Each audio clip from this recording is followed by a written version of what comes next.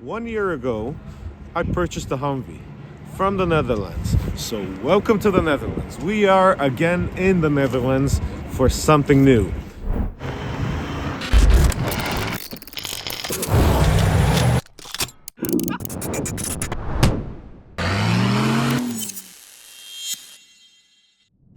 Now, when I got the Humvee, didn't know what to expect actually. I seen it on videos, in TV, wherever you want to see it, like a military Humvee, like masculinity, looks so great. So I bought the Humvee and actually I liked it. It was a pretty darn good vehicle.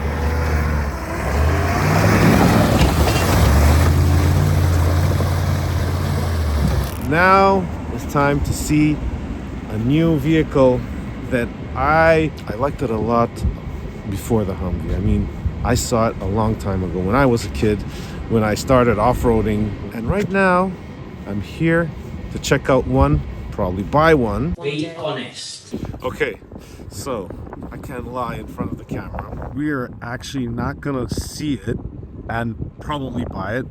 I actually bought it. Thank you. I couldn't help myself. I just saw it. It looked so cool. I mean, I said, I'm gonna buy it. So right now we're gonna see if I bought a pile of shit or something that I'm gonna like a lot. I got the keys for my new car. Now we're gonna go see it. Oh, it looks like a Camaro, but it's an Opel. Actually, this is not the vehicle. I would never buy a vehicle like this, honestly. It's too modern, too new. I mean, I like more vintage. So let's go see what's in store and what we're gonna get.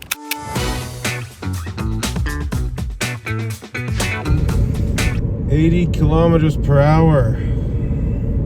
It's like a lifetime getting through that.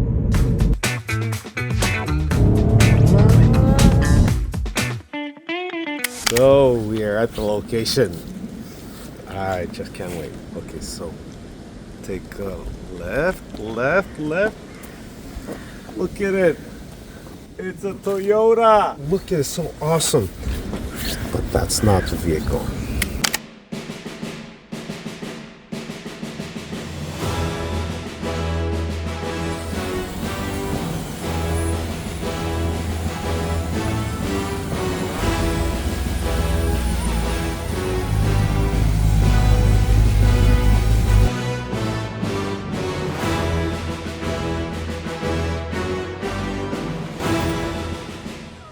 Okay, so finally we unboxed the surprise. This is it.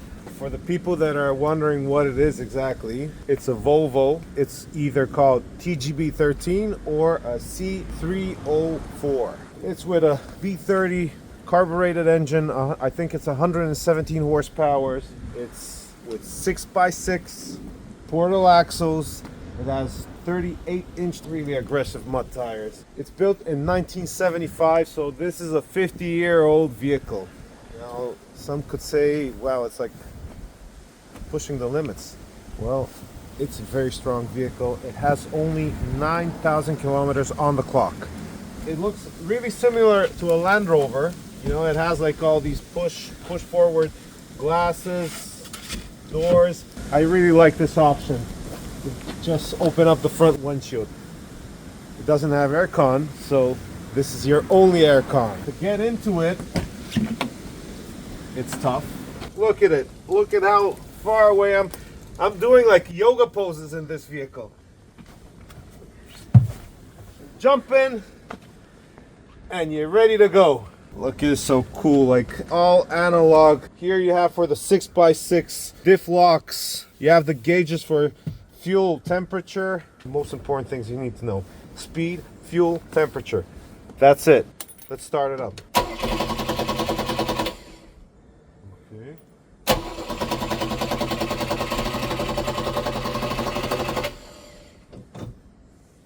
Okay. Not okay. Not okay.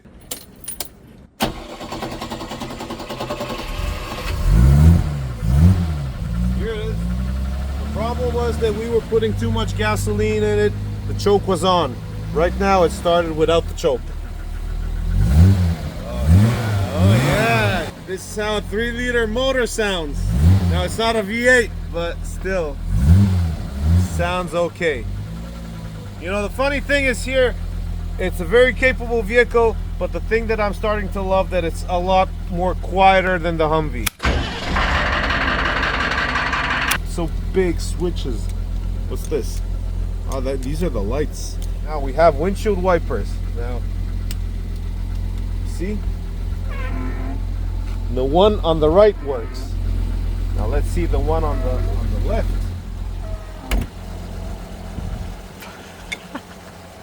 Probably that needs some minor adjustments. I am still new to this vehicle, so probably we have to adjust something before we start using it, or at least read the manual. So, just to tell behind the story, how things started. I watched the video on YouTube and I saw the 6x6. And I started searching to see how I can, you know, find the 6x6, and it turned out not so easy. So in the video I tracked down a person called Bjorn, which I got in contact with him through Instagram. He had a Volvo 6x6 like this one. When I told them, okay, can I come see it? Yeah, no problem. And I said, okay, is there a lot of interest in them? Do you think that while I come, somebody is gonna come and buy it? He said, nah, they're not that popular because they're big, they're bulky, and people can't put them in their garage. So I said, okay, cool. In January, we're gonna come with the first plane after New Year's Eve and come check it out. And I called them around, I think, the 3rd or 4th of January. He told me a German guy came and bought all my Volvos. Wow, it just completely changed my whole idea. Where the hell am I gonna find right now a 6x6? I mean, I liked his a lot. So I said, okay, then who's the guy that purchased your other Volvo that was 6x6? And he told me from a guy from Netherlands, which I met him. Here he is. That's Brem. I am so thankful for you, for everything that happened, and coming here, checking the vehicle. We and finally met. Exactly. Pleasure. He told me everything about the condition, about what I have to expect from it, things that I have to, you know, take care of after I buy it, because of course this is a 58-year-old vehicle. But overall, he was very honest with what he said. So we are right now going for a test drive. Brem has gone to put some gasoline in his Volvo. Now we're gonna do some off-roading. Well, probably a little bit because we are in the Netherlands.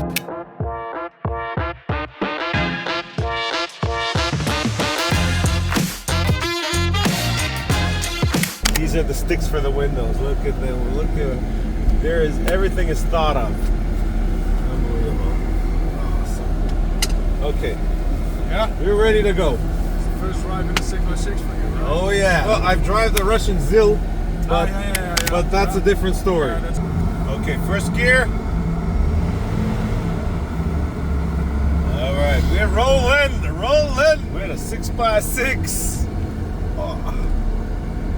Yeah, that's what I call it. Okay.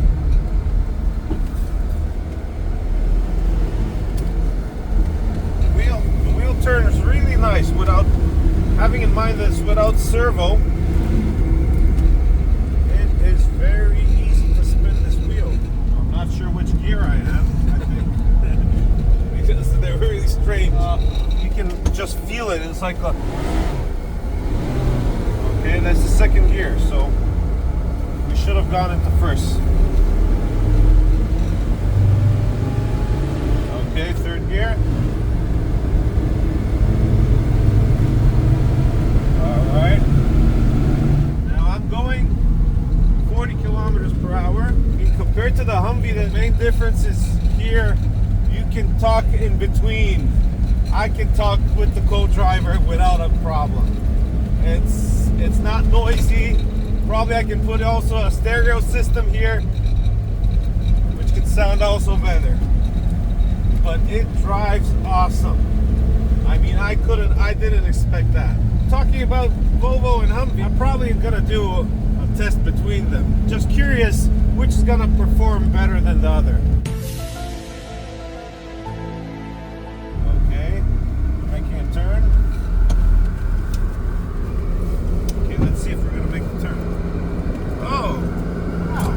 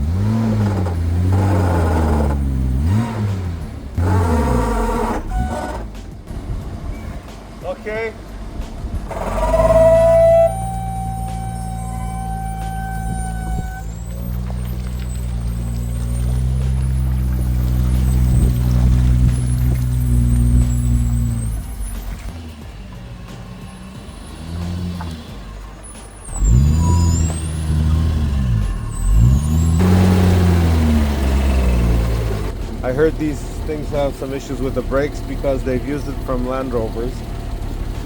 So probably that could be one of the problems. Well, Land Rover's a Land Rover, so. But we can modify that at some point. So it's small, minor adjustments.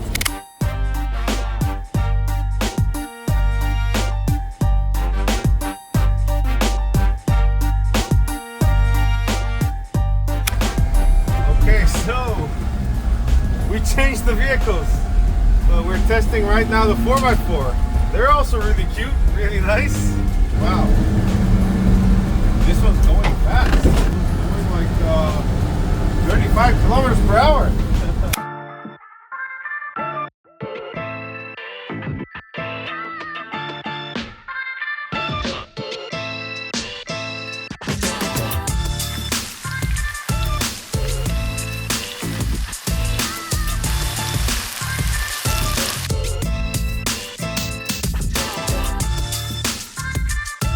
So we finished right now the testing of the vehicle. I am so happy about it.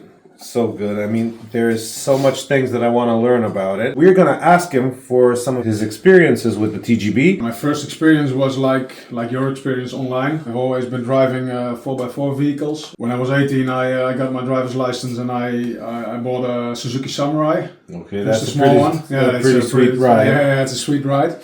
And after that, I changed to Toyota Land Cruiser. Okay. Always drove Land Cruiser. And yeah, I think somewhere in a forum, I found a Volvo TGB 11. How long was that before? How many years? Maybe 20 years ago or 15 years ago, something like that. And it was a vehicle that I always kept in my mind. Yeah. Like dreaming one day I want to ride one of those. I want to have one of those. But yeah. Okay, so the story continues. Also, I watched it on YouTube. I was driving Land Rovers, and now I got into TGB. So as Bjorn said, I got the TGB bug. Yeah, the virus. Exactly. Yeah, the TG bug. The TG bug. Exactly. Then I kept dreaming about it, and I think maybe 7 or 8 years ago I decided to buy one, but I think I didn't have the budget by that time to buy a real TGB. Okay. So I bought the first one I bought was a smaller brother, the L3314, without portal axles, without diff locks. I bought it, and as I already was in some kind of trading, I decided to buy it, to put it online, and see what happened. Okay. And from then I think the business started. TG business. Okay. Yeah, and then soon I bought my first TGB 11, which is the one that's standing outside. That was the first one I bought. The one that I drove, also, basically. Yeah, the one that you drove also. Really nice truck. Yeah, and then it grew, and I started noticing that there was a market for it around the world. Okay. And here in Holland, we have a good. It's a good spot because we are pretty central. Yeah. Close to some bigger ports, some harbors to load ships to America, to Australia. I can basically ship worldwide. Have you done any bigger trips with the TGB, very big trips. I didn't make with my TGB because I always had the opportunity to take a Land Cruiser. So you would rely on Land Cruiser.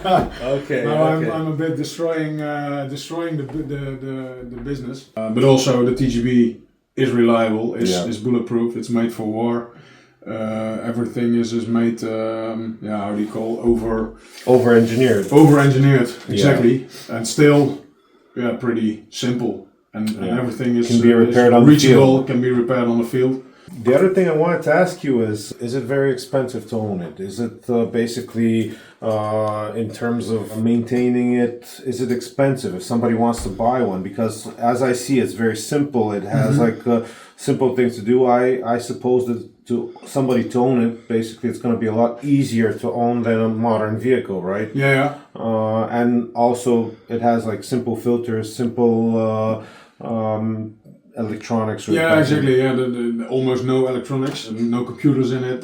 So when you have the workshop manual with the exploded view drawings, then it's pretty easy to maintain it yourself. I think when you buy such a vehicle and you don't have the experience or the ability to do all that work by yourself, then it will be an expensive vehicle to own. Yeah. Because if you just take this vehicle, drop it at a local shop, and tell the guys fix this, fix that, then they don't know where to start. They also need to find out things, and that hours will cost a lot of money. That's kind of exactly. But if you have the time and you have you don't count your hours to do some research and where to find the parts and how to fix things.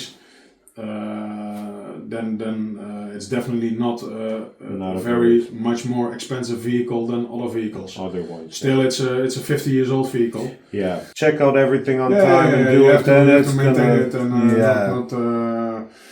don't do stupid things with it. Then it will last forever. Normally. Yeah. The next and last question probably will be, when can I expect you to come to Bulgaria? You got it on camera, so you got to say something about it. I got to think properly about what to say. Okay, now. you say because you got it documented. You know?